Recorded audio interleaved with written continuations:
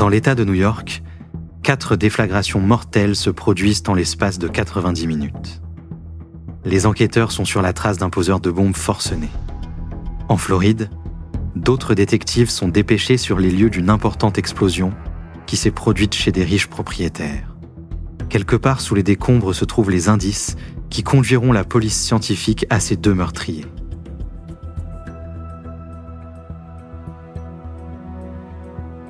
Vous écoutez Sur la trace des poseurs de bombes, première partie.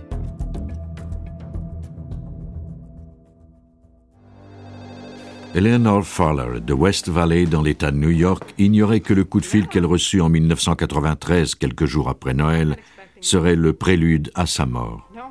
Une compagnie de messagerie lui demandait l'itinéraire pour se rendre chez elle afin de lui livrer un colis.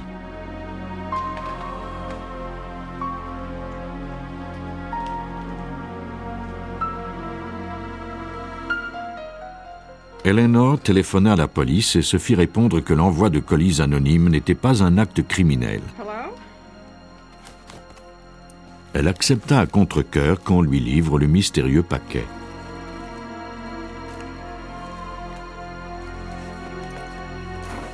Elle l'ouvrit et enleva le papier journal chiffonné qui se trouvait sur le dessus.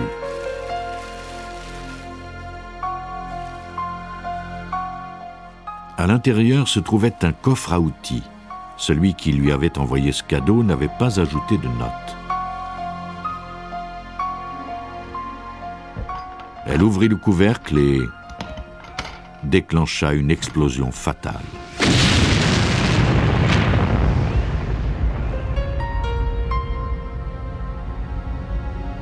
Eleanor Fowler était la première victime d'une série d'explosions dans l'État de New York. 5 autres bombes cachées dans des coffres à outils identiques furent livrées en l'espace de seulement 90 minutes. 4 d'entre elles explosèrent, tuant ainsi 5 personnes et en blessant 2 autres. L'ATF, c'est-à-dire le Bureau de l'alcool, du tabac et des armes à feu, dépêcha des enquêteurs de 3 de ces bureaux de l'État de New York, ainsi que des agents du bureau central sur chaque lieu d'explosion. L'ATF est une agence fédérale américaine qui est chargée d'enquêter sur les cas d'explosion. Scott Semmes, du bureau de l'ATF de Rochester, fut l'un des premiers agents à répondre à l'appel.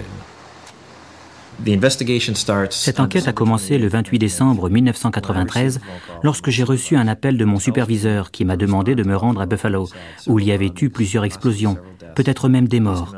J'étais à Rochester, à environ 1h30 de là. Il m'a rappelé quelques minutes plus tard et m'a demandé de rester à Rochester parce qu'il venait de se produire une autre explosion à Rochester et qu'il y avait peut-être d'autres victimes.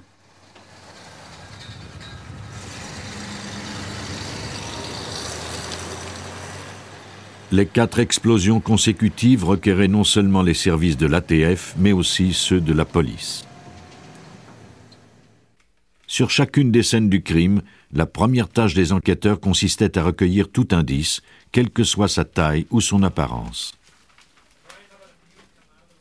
Il était encore trop tôt pour savoir quels éléments pourraient indiquer qui avait envoyé les colis piégés. La plupart des indices consistaient en de petits fragments recouverts d'un résidu explosif. Pour déterminer le type d'explosif utilisé, on recueillit des fragments sur chacun des lieux qu'on envoya au chimiste légiste Doug Klapek du laboratoire de l'ATF à Rockville, au Maryland. Pour cette enquête, nous devions nous assurer que tout était remisé séparément à Rochester et que tout nous serait envoyé individuellement. Différentes personnes manipulaient les indices. Même si tout avait été placé dans des contenants hermétiques, nous voulions être sûrs que tout serait séparé. Pendant que le laboratoire analysait les indices, les enquêteurs tentaient de retracer l'origine des colis. Le poseur de bombes avait fait appel à un service de livraison locale et à la poste américaine, ce qui rendait la tâche difficile. Les livreurs poursuivaient leur travail sans savoir le danger que représentait le transport de leur cargaison.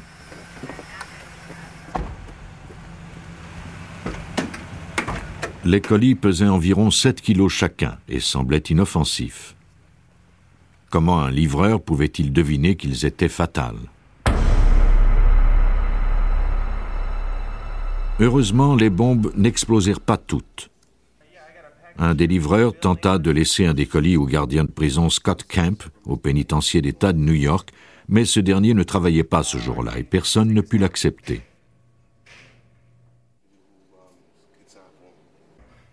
Le livreur, furieux de devoir revenir un autre jour, lança la boîte au fond de sa camionnette. Par chance, la bombe n'explosa pas. Cette bombe, ainsi qu'une autre qui n'avait pas explosé, furent désamorcées par l'escouade antibombes du bureau du shérif de Erie County. Elles fournissaient aux enquêteurs de précieux indices sur l'affaire, en leur permettant de déterminer avec exactitude leur fabrication. À l'intérieur du coffre, il y avait un dispositif qui se déclenchait à l'ouverture du coffre, et non lorsqu'on manipulait uniquement le loquet. Ce dispositif déclenchait le détonateur, qui à son tour provoquait la mise à feu d'environ 2 kilos de dynamite. En plus, ce dispositif contenait environ 250 grammes de projectiles de sortes différentes, de 28 sortes différentes. La dynamite propulse les projectiles à une vitesse 10 fois supérieure à celle d'une balle, soit à environ 4 à 5 000 mètres par seconde. Un projectile peut même traverser le béton. Il existe 2 catégories d'explosifs, les explosifs puissants et les explosifs ordinaires. Les explosifs puissants comme la dynamite et le C4 sont des explosifs commerciaux. Ils sont utilisés pour la démolition, l'excavation et certains usages militaires.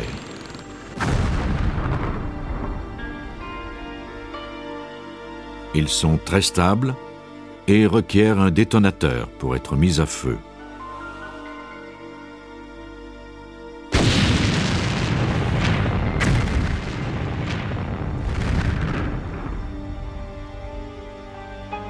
Les explosifs ordinaires sont composés de poudre comme celle que l'on retrouve dans les pétards ou dans les cartouches d'armes à feu.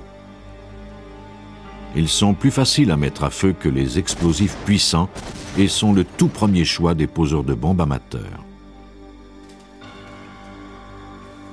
L'analyse des explosions de New York révéla que le criminel avait utilisé un explosif puissant.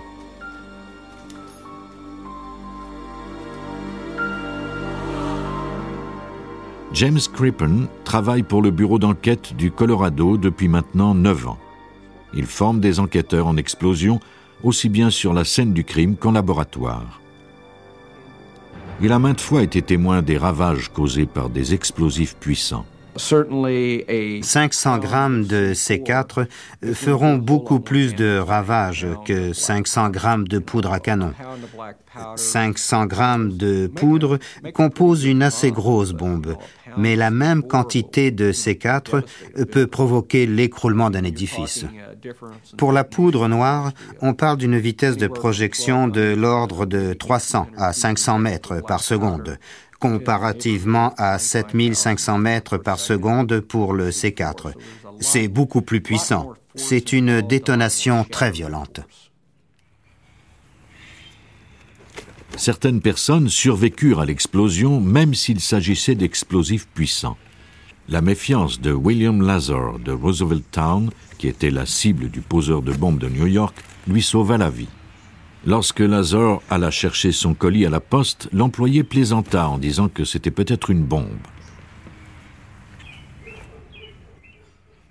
Bien que l'employé n'ait cherché qu'à plaisanter, Lazar eut la prudence d'ouvrir le coffre à l'aide d'un râteau. Cette précaution lui sauva la vie. À quelques centaines de kilomètres de là, à Cheektowaga, le mari d'Eleanor Fowler eut moins de chance. Robert Fowler reçut son colis sur son lieu de travail. Ces images proviennent d'un appareil de surveillance qui prenait une photo toutes les 5 secondes. Ces photos témoignent des derniers moments de Robert Fowler et de son collègue John O'Donnell.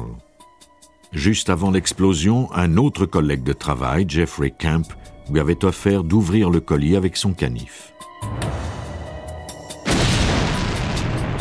L'explosion fut si violente qu'elle projeta Fowler à 5 mètres de là. Miraculeusement, Camp survécut. 6 bombes, 4 explosions, 4 comtés de l'État de New York. Les bombes encore intactes étaient pratiquement identiques, toutes deux placées à l'intérieur de coffres à outils et envoyées de Buffalo. Un autre élément important reliait les explosions. Toutes les personnes visées avaient un lien de parenté. Tous les membres de la famille ont été interrogés. Agent spécial Scott Samis. Il y avait d'autres membres de la famille que nous avons retrouvés et interrogés, et on leur a demandé à tous « Qui, pensez-vous, aurait pu faire ça ?» Ils ont répondu que c'était peut-être Mike Stevens. Mike Stevens, 56 ans, avait une amie de cœur du nom de Brenda Shevere. Chaque personne visée par les bombes était une parente de cette femme. Le lien n'était peut-être qu'une pure coïncidence, mais il y avait un autre indice révélateur. 3 mois plus tôt, l'escouade anti-bombe de Monroe County avait déclaré à Samis qu'un gérant de restaurant près de Rochester avait découvert 100 bâtons de dynamite près d'une benne à ordures. Les codes de la dynamite correspondaient à ceux des 2 bombes qui n'avaient pas explosé. Les enquêteurs suivirent la piste de ces numéros jusqu'à la Kentucky Powder Company. La société, située dans une carrière, se spécialise dans la vente d'explosifs. Des employés décrivirent à Samis l'homme qui avait acheté 25 kilos de dynamite et 50 détonateurs 4 mois plus tôt. L'homme en question était Earl Figley, un ami intime de Mike Stevens. Samis convoqua Figley à un interrogatoire. Lorsqu'on lui montra les preuves accumulées contre lui, ce dernier confessa qu'il avait fabriqué les bombes avec Stevens et les avait envoyées à la famille de Brenda. Figley déclara que Stevens cherchait à se venger de la famille de sa compagne pour ne l'avoir jamais acceptée. La relation entre Brenda et Mike devenait tendue, et ce dernier avait commencé à enregistrer les conversations téléphoniques de Brenda. Dans toute bonne relation amoureuse, la famille soutient l'un des siens lorsqu'il est confronté à des problèmes. C'est ce qui est arrivé dans ce cas. Les choses n'allaient pas bien et la famille de Brenda lui a dit « Si ça ne fonctionne pas, pourquoi ne pas mettre fin à cette relation ?» La police disposait de suffisamment d'éléments de preuve pour faire arrêter Earl Figley et Mike Stevens, mais devait cependant étoffer sa cause si elle voulait les faire inculper. Il lui fallait trouver des preuves irréfutables. Pendant l'année 1994, à travers l'État de New York, les détectives continuèrent à suivre chaque piste qui pouvait les aider à résoudre cette enquête. Après l'arrestation de Mike Stevens et de Earl Figley, une escouade spéciale de l'ATF fouilla leur chambre d'hôtel. Les enquêteurs y découvrirent des boîtes identiques à celles utilisées pour l'envoi des bombes.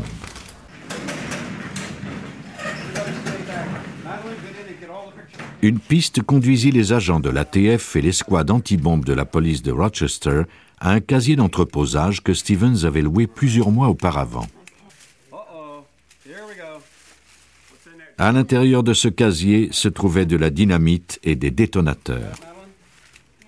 La découverte des explosifs fournissait à l'ATF et aux autres agences les preuves nécessaires pour faire inculper Stevens.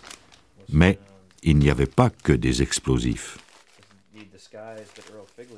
On avait également découvert les déguisements que Figley portait lors de l'achat de l'équipement et de l'envoi des bombes.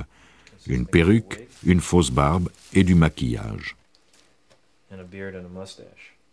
La cache contenait également les livres que Stevens et Figley avaient utilisés pour apprendre à fabriquer leurs bombes.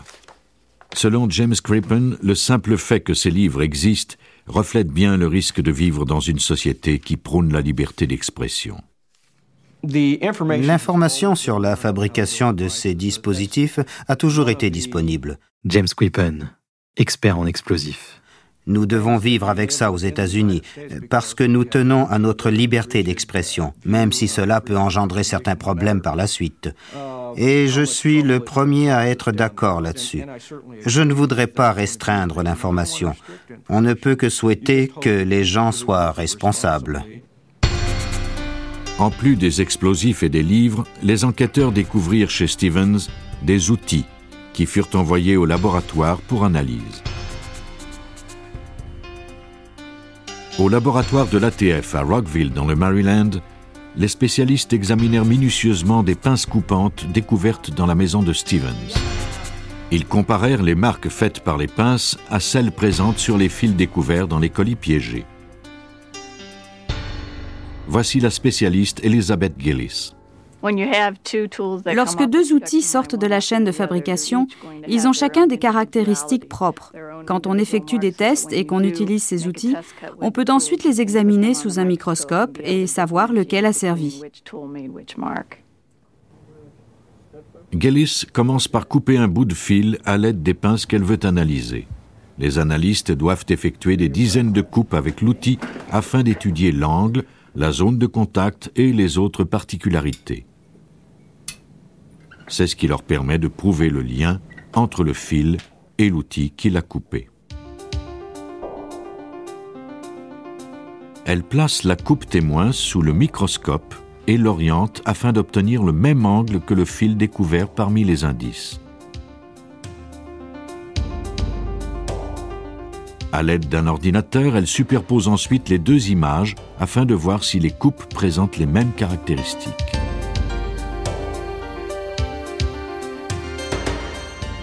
Dans le cas de Mike Stevens, les analystes parvinrent à prouver les similitudes. Les fils utilisés dans chacune des bombes avaient été coupés avec les pinces découvertes dans le sous-sol de la maison de Stevens.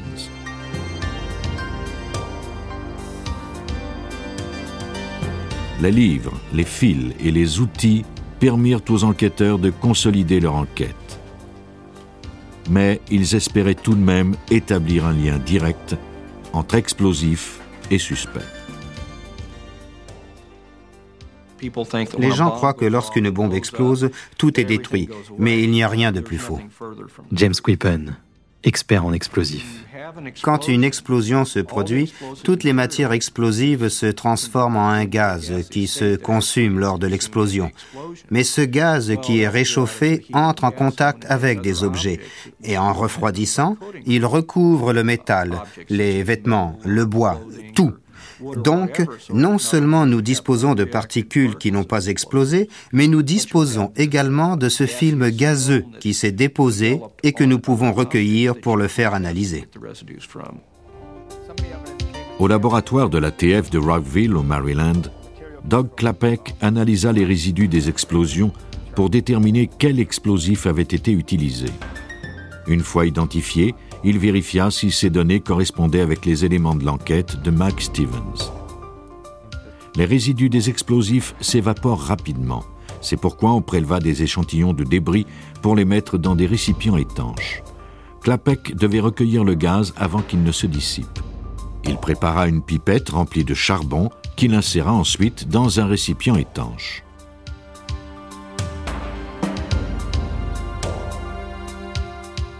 Puis il brancha cet appareil sur un vacuum. Pendant que le récipient était chauffé, l'air était aspiré par la pipette qui recueillait les composantes chimiques provenant des indices.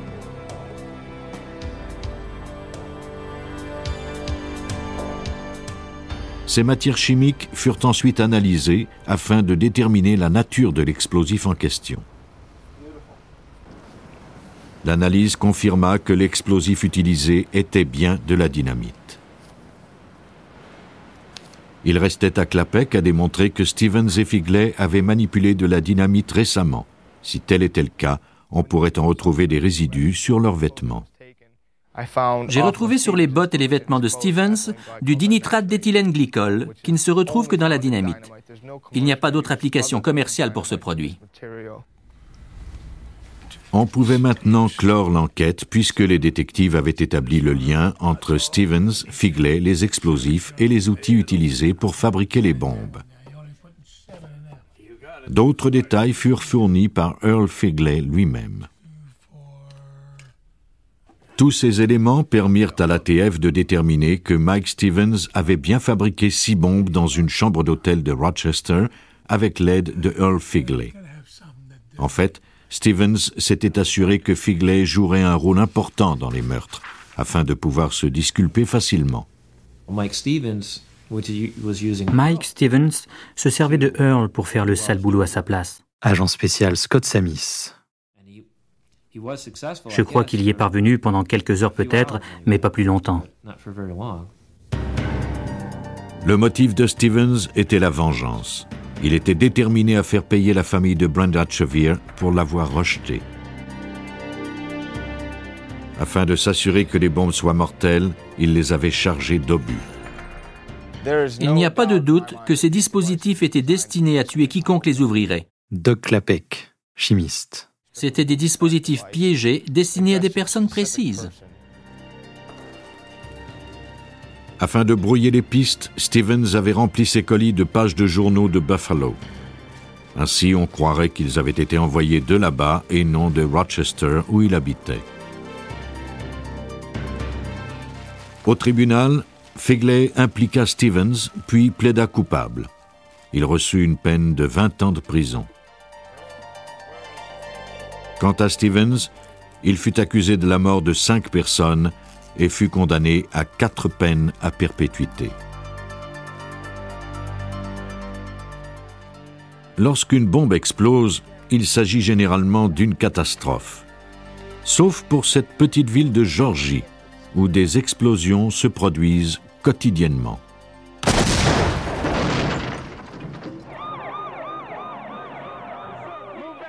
Le nombre d'attentats à la bombe ne cesse d'augmenter chaque année à travers le monde. Une étude de l'ATF révèle qu'entre 1990 et 1994, le nombre d'explosions a doublé seulement aux États-Unis.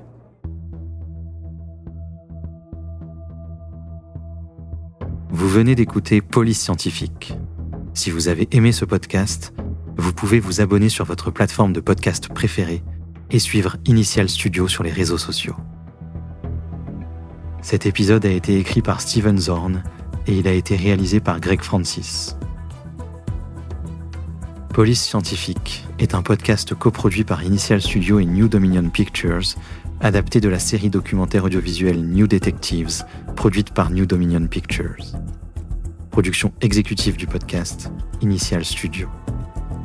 Production éditoriale, Sarah Koskiewicz et Astrid Verdun, assistée de Sidonie Cotier. Montage, Johanna Lalonde, avec la voix de Benjamin Septemours.